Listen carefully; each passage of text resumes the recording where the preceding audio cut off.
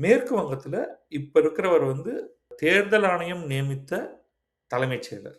அந்த தலைமைச் செயலர் என்ன பண்ணியிருக்காருன்னா வந்து, சென்ட்ரல் ஃபோர்ஸஸ வச்சு, துணை ராணுவ படையை வைத்து, எந்த ஒரு கோப்பையும் இங்கிருந்து அகற்றி அழித்து விட முடியாதுங்கிற மாதிரி, அவர் முழுமையாக செக்ரட்டேரியட்ட வந்து காபந்து பண்ண சொல்லிட்டார். சென்ட்ரல் ஃபோர்ஸஸ வச்சு.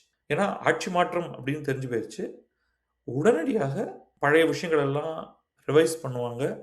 ஏதேனும் முறைகேடுகள் இருந்தா, அது நிச்சயமா அது மேல ஆக்ஷன் எடுக்க வேண்டியிருக்கும். அதனால எதையும் அ கிழித்தோ, எரித்தோ, அப்புறப்படுத்தவோ அனுமதி கிடையாது. அலுவலகத்தை விட்டே எடுத்துக்கொண்டு போகக்கூடாது 1. 2வது no unauthorized copying and scanning அப்படின்னு. இத செயல்படுத்துறது கஷ்டம். இன்றைய மொபைல் ஃபோன் யுகத்தில நீங்க வந்து எந்த டாக்குமெண்ட்ட வேணாலும் காப்பி பண்ணலாம். அது ஆனா ஒரு கம்யூனிகேஷன் போயிருக்கு. நீங்க எந்த கோப்பையும் பிரதி எடுக்கக்கூடாது அப்படின்ட்டு. அப்புறம் வந்து எல்லாத்துக்கும் அக்கவுண்டிங் இருக்கணும். நீங்க ஃபைல் நோட்டு போடுறீங்கன்னா, அதுக்கு ஒரு ரெஃபரன்ஸ் ஒண்ணு சொல்லியிருக்கீங்கன்னா, அந்த ரெஃபரன்ஸ் டாக்குமெண்ட் இருக்கணும். அது காணாமல் போயிருந்தால் அதுக்கு நீங்க தான் பொறுப்பு.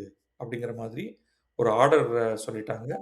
ரொம்ப ஸ்ட்ரிக்ட்டா சொல்லி, ஒவ்வொரு துறை செயலரும் இதை தன்னுடைய தனிப்பட்ட வேலையாக எடுத்துக்கொள்ள வேண்டும். Followed in letter and spirit. இதில எந்த டீவியேஷன் இருந்தாலும், எந்த மாற்றம் இருந்தாலும், இதற்கு முழுமையான பொறுப்பு அந்த துறை செயலருக்கு தான்.